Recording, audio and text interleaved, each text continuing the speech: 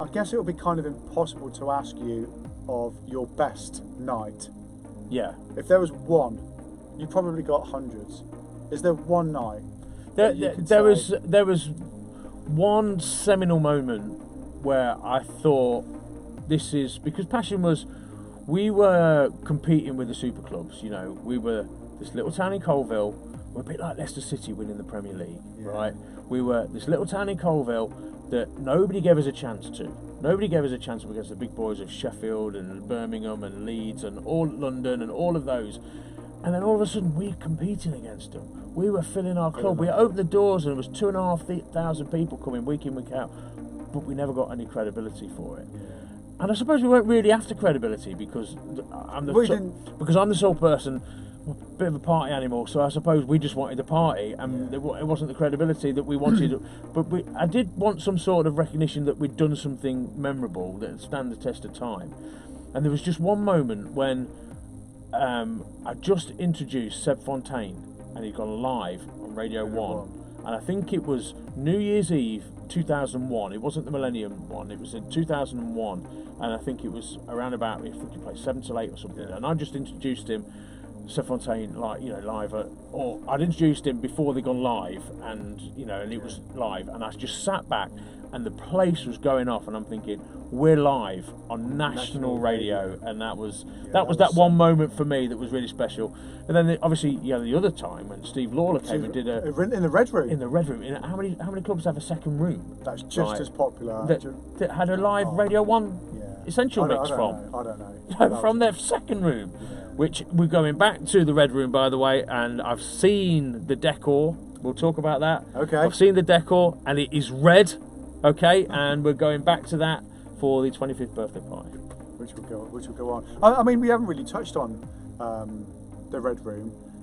The names Blue Room and Red Room. How did they come about?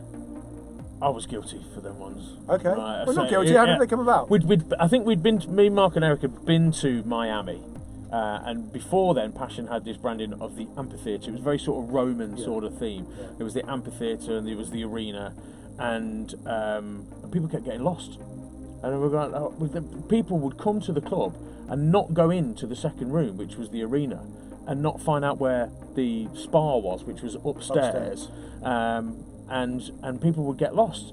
So we sort of tried to simplify it, and I think we came around about 99, 2000, where everybody was starting to think modern, millennium. So we came up with, and we'd been to Miami, and we'd seen the Constipated Monkeys in this thing on a 4-deck thing out there, and NYNC, well, at the time it was Mark Younghead and Nick Corelli, and they said, we can do that.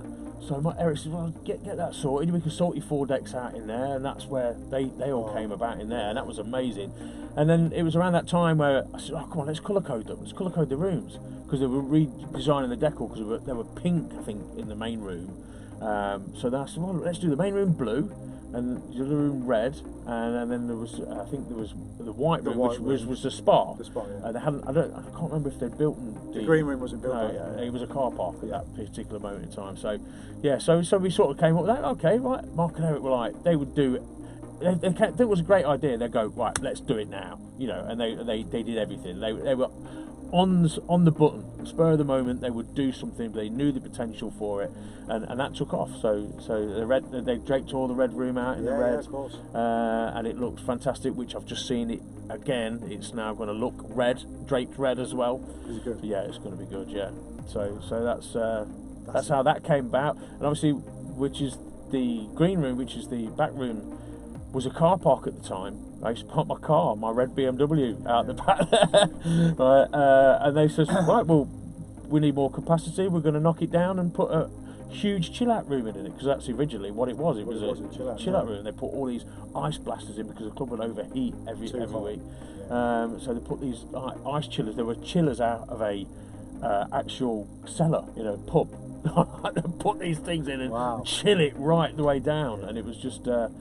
It was amazing with the ceiling, because it was all like, did it all green, and it was like, I think it was Europe's biggest chill-out room at the time or something, or maybe we'd made that up. I'm not too sure. You never know.